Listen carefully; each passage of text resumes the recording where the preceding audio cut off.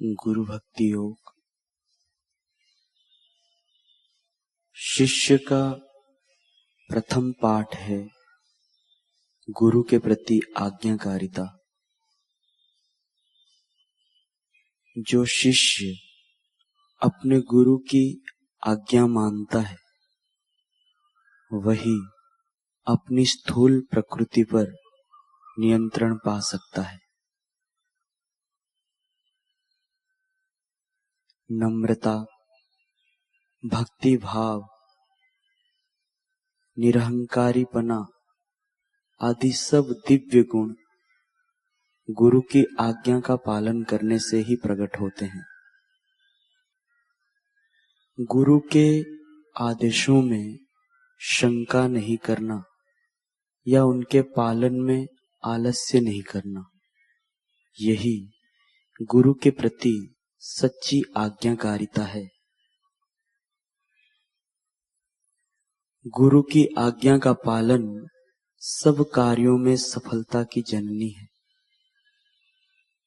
गुरु जो आज्ञा करें वह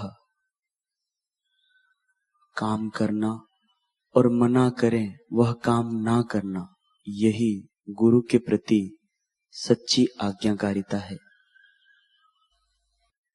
दंभी शिष्य गुरु की आज्ञा भय के कारण मानता है। सच्चा शिष्य प्रेम के खातिर शुद्ध प्रेम से गुरु की आज्ञा का पालन करता है। भलाई की एक नदी है जो ईश्वर के चरण कमलों से निकलती है और गुरु के आज्ञा पालन के मार्ग से बहती है। यदि शिष्य के हृदय में संतोष ना हो तो इससे यह बात सिद्ध होती है कि उसमें गुरु के प्रति आज्ञा पालन का पूरा भाव नहीं है।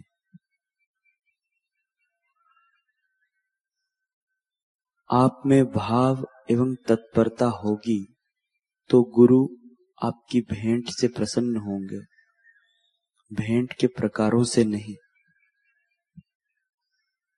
शिष्य को अत्यंत तत्परता पूर्वक एवं ध्यान पूर्वक अपने गुरु की सेवा करनी चाहिए।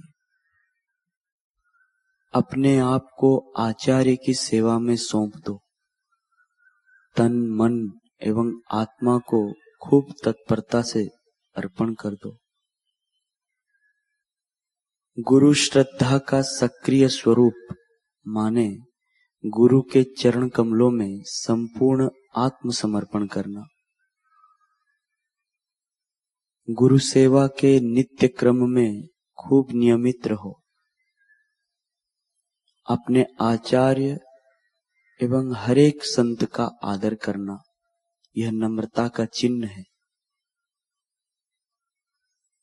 आचार्य एवं आदरणीय व्यक्तियों की उपस्थिति में ऊंची आवाज में बोलो नहीं। गुरु के वचनों में विश्वास रखना यह अमरत्व के द्वार खोलने के लिए गुरु चाबी है। जब आप किसी महान गुरु के शिष्य हो तब अन्य किसी को अपना शिष्य बनाओ नहीं एवं खुद गुरु बनने का प्रयास करो नहीं। उनको अपना गुरु भाई मानो। गुरु करना और बाद में धोखा देकर उनका त्याग कर देना, इसकी अपेक्षा गुरु नहीं करना और भवाटवी में भटकना बेहतर है। जो मनुष्य विषय वासना का दास है वह गुरु की सेवा नहीं कर सकता, गुरु को आत्मसमर्पण नहीं कर सकता। फलतः वह संसार के कीचड़ से अपने आप को बचा नहीं सकता। गुरु से धोखा करना यह अपनी ही कब्र खोदने का साधन है। गुरु और शिष्य के बीच जो शक्ति जोड़ने का काम करती है वह शुद्ध प्रेम होना चाहिए। गुरु का कृपा प्रसाद और शिष्य की कोशिश मिलती है, तब अमरत्व रूपी बालक का जन्म होता है। शिष्य को ज्ञान दिए बिना ही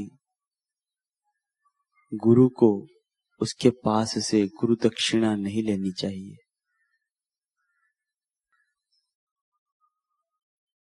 शिष्य को अपने समग्र जीवन के दौरान गुरु के यश की पताका लहरानी चाहिए। गुरु के चरण कमलों में आत्मसमर्पण करना यह शिष्य का आदर्श होना चाहिए। गुरु महान है, विपत्तियों से डरना नहीं। हे वीर शिष्य, आगे बढ़ो।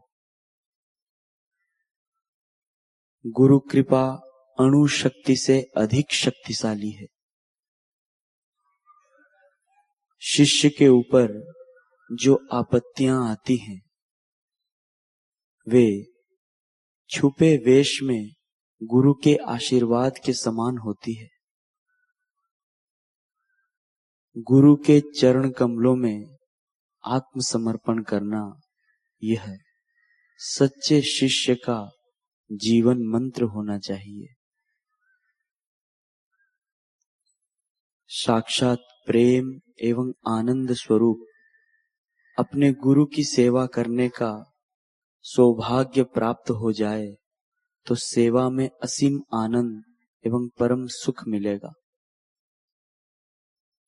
नम्रता पूर्वक, स्वेच्छा पूर्वक, संशय रहित होकर, बाह्य आडंबर के बिना, द्वेष रहित बनकर असीम प्रेम से अपने गुरु की सेवा करो। पृथ्वी पर के साक्षात ईश्वर स्वरूप गुरु के चरण कमलों में आत्मसमर्पण करोगे तो वे भय स्थानों से आपका रक्षण करेंगे, आपकी साधना में आपको प्रेरणा देंगे तथा अंतिम ध्येय तक आपके पथ प्रदर्शक बनेंगे। गुरु की कृपा अखूट, असीम और अवर्णनीय है। गुरु पर श्रद्धा एक ऐसी चीज है जिसे प्राप्त करने के बाद और कुछ प्राप्त करना शेष नहीं रहता। अतः आलस्य छोड़ो, तर्क कुतर्क के जाल से अपने को बचाकर चल पड़ो। मधुर मंजिल मिलेगी। श्रद्धा के द्वारा निमेष मात्र में आप परम पदार्थ पा लेंगे।